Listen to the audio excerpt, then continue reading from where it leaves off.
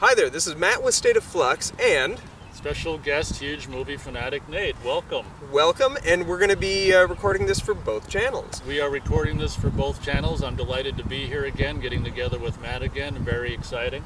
Thank you for doing it, Matt. Yeah, no problem. I wanted to do some more discussion videos. So this one is a general discussion, because back in the day on his channel, and you can go find the old videos. Luckily now they changed it. Now you can search by oldest video. Fantastic. I remember you mentioning... yeah, you couldn't last year, and then they switched it. They heard me. Beautiful. Yeah, they probably did. We did a lot of reviews, and at the time, the the popular thing to do would take old IP and just remake it, repackage it, repurpose it, God. and we found ourselves giving a lot of negative reviews to, especially like 80s remake horror films. What has your opinion changed, or if it even has changed, with the introduction of the Legacy sequel? And and by Legacy sequel I mean taking a movie, doing essentially a remake of it, Force Awakens style, and then dropping in the old characters, so it acts as both a sequel, but it's also just kind of a firm remake. I'd call it a sequel first, and with possible remake qualities. You know? Yeah, I don't think they wanted people to really catch on so much at how Force Awakens was a remake. Yeah, it's the popular term Legacy sequel or prequel. So. Wind blows. My question is, does that reframe how you feel about those maybe hollow remakes that we were getting in the 80s? Because at least they were not just repackaging the exact same experience. If your question, I don't know if you're asking this, but I'll simply say that maybe you're asking this, maybe not. I prefer Legacy sequels to remakes. Is that helpful? Yeah, I'm just very curious because I was really stupid.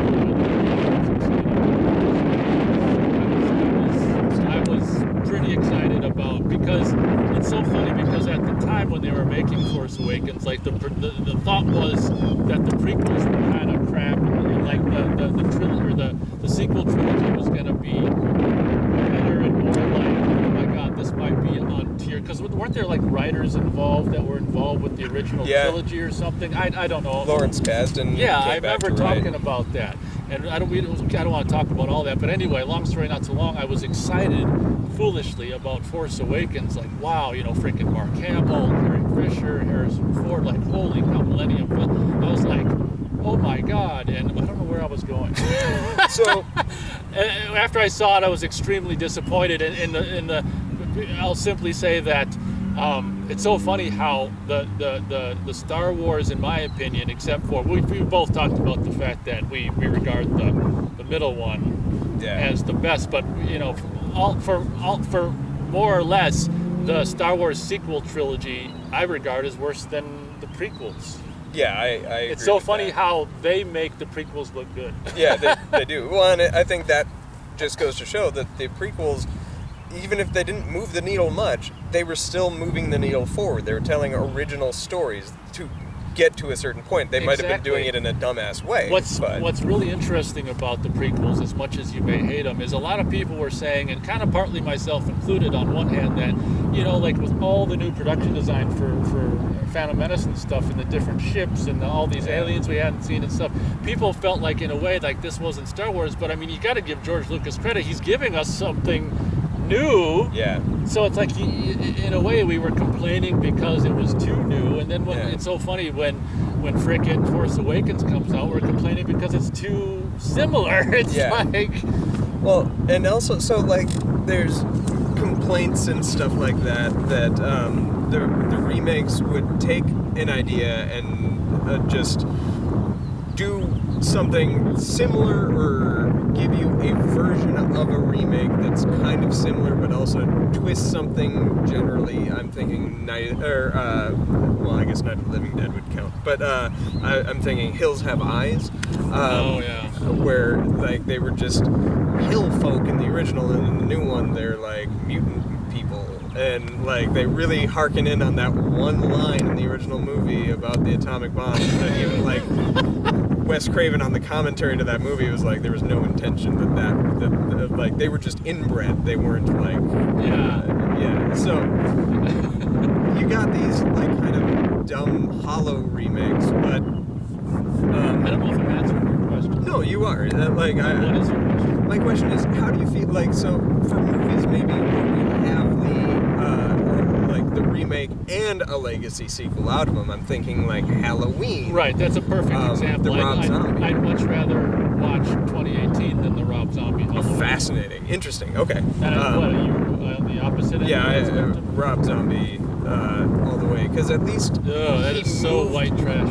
It is, but you love it. It's not that I love it. It is white trash, but it's also something different. Whereas, okay. Like yeah, but the stupid different. The legacy sequel is literally just the same thing again, or taking from other movies. Like he set the needle back. I'm not going to argue that 2018 is amazing. No, I agree. But like the thing is like, what's the point of undoing all of the continuity only to tell the exact same story? Again, it's essentially the same movie of the first one with the great kill shot. Yeah, I crack knuckles. Jesus. Where he does the walking around house to house kill shot that essentially is from like Halloween 2, and then giving Laurie Strode the same motivation she had from H2O. Like, why? At the same time, we got something in the Halloween Rob Zombie that we hadn't gotten before, which was Michael's perspective. And I like that movie shows us Michael's perspective. Everything's framed around that. So it's an aggressive movie, it's an angry movie, it's an angsty movie, it's an ugly movie, it's gross. Agreed. But that is who Michael is at the end of the day, and what we've been told he is, and we've never experienced that. There's a softness to those first 8 movies because the Michael perspective is absent from it, and the perspective we're given is Laurie Strode or Jamie Lloyd or whoever. Who is the main character of Resurrection? Oh, okay. But American Pie guy. Yeah, I guess. But there's that aspect of it that I think we were really critical of back in the day that I'm softer on now. Like, I think that's better than what we got here. But the contrast with Ghostbusters, which I didn't dislike the 2016 movie. I think it's better than Ghostbusters in a lot of ways. But I did like the legacy sequel for Ghostbusters with Afterlife. That being said, I also think that movie diminishes what the first movie and its sequel were by not making it really a comedy at all anymore. Yeah, that's one of my big problems with movies as a whole now, is they just seem to, like, even movies that trigger franchises and things that maybe traditionally were fun in the 80s and things, that's a really good point. It's so gloomy and dark and just serious now. And it's just like, God, it's almost, and maybe people would call that pretentious, or how there's elevated horror. It's like elevated everything, elevated action, elevated, you gotta be so serious. It's a good I think Scream is interesting in that it did both. Scream 4 was a riff on the 2000's trend of hollowly remaking horror by giving you the same thing, just slightly different, tweaking it. We're back in Woodsboro. We're going to give you this gloss of a film. It's the only one that looks like that, but it's also looking like those movies of their time. And then you get... Maybe you can hear us right now. Yeah.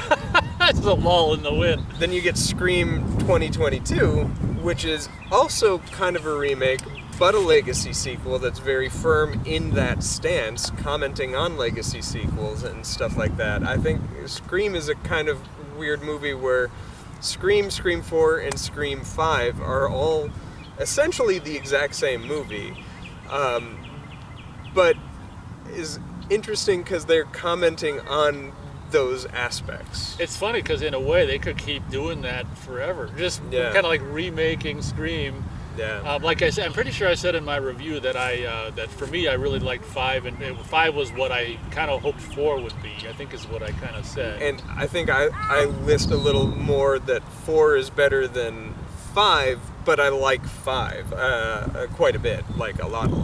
I have 5 days is better where than 4, but I have days where I go back and forth on it, but that's interesting that you respond better to the actual legacy sequel film than you do the remake film. One thing I can say for Scream 4, as having revisited them all last year, is the two geeks like Culkin, whoever he is, and the two geeks with their little things screaming. They're really cool, like Scream-esque nerd characters. I liked revisiting it. Like they really stood out for me a lot more than they had prior when I watched it again last year. Yeah. I basically was just wondering and picking your brain on this. Yeah. So to make a long story not as long, like in the early 2000s when it was like Chainsaw and The Fog and all these just like hollow remakes for remake's sake, whatever else they came up with, Halloween. I think they did a lot. Texas Chainsaw is a good example of this because they did the 2003 one, which I was not in love with, but I thought it was one of the better ones in the franchise. Didn't really like it, but after watching the Legacy sequel that dropped on Netflix in 2022, which I think is the worst movie of 2022, I despise that movie with every fiber of my being. The 2003 one's looking real pretty. It's funny how, as time goes on, movies get so shitty. What we thought was shitty a decade earlier is looking okay. Yeah, it's kind of strange. But what I was going to say is I was so pissed off in the early 2000s about sequels. I'm not...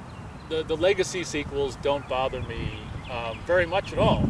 Like, I guess it's almost a different way of kind of, instead of doing a remake, we're going to do a Legacy sequel, which, as we've already covered, can be more or less a remake anyway. Yeah. But at least it's cool to have, like, instead of all new faces, like, it's cool to see, like, when the original Ghostbusters showed up at the end of Afterlife. For me, that was cool. That movie made me profusely cry at the end. Like, I think the emotional connection that you have to Spangler, and by the end when the other Ghostbusters show up, is very powerful filmmaking. So whether or not it's right for a Ghostbusters franchise is a different argument. But exactly. That was my favorite moment of the year that year in cinema. Okay. The thing I like, particularly appreciate about Legacy sequels versus remakes is the opportunity to actually see some of the original aged, having since aged cast from some of the, Jamie Lee Curtis again. Yeah. They even had, what's her name? Not that it was a big deal. It was a big deal in the publicity, but in the movie, like having the original Lindsay back, it doesn't really matter. Why'd they bring her back? just to say they did. She had a scary moment in the second one, and then she's there in the third one, but like that could have been anybody. That could have been a tree. I know, and I don't know why they didn't come back. I don't know if it was dead or just. It's funny seeing Anthony Michael, but anyway, we've got other things to do. Did we pretty much? Last question. I haven't watched it yet. Have you watched Exorcist? I believe. That's the one that came out in like November or whatever this past year. Yeah, I think so. I think it was on Peacock, so I saw it. Yeah. Okay. Have you not seen it? No, I have not. I've got a review but you might not want to be spoiled. Did you want my quick review? Just quick. Did you like it? I thought I was surprised because I think it was the director of the Halloween trilogy. That's why I didn't see it. Yeah. I was impressed. It's a better film, I think, overall than the Halloween trilogy. Like, I was impressed that he was able to create something that was more mature. But I actually kind of like the main characters, but like the Exorcist elements are kind of like roll your eyes, and of course bringing the original mom back is kind of like give me a break. And so it's funny because I think I pretty much said in my review that as a movie, in 2023, I thought it wasn't horrible, especially from that guy. But as an Exorcist movie, it's nothing. Okay. In my opinion, that's my short. All right. Review. Well, thanks for watching on State of Flux here, and I'll turn it over to you. Thanks for watching on Huge Movie Fanatics and State of Flux. It's really cool to be back with you guys again. And, thanks again for getting together and having me on your channel. Yeah.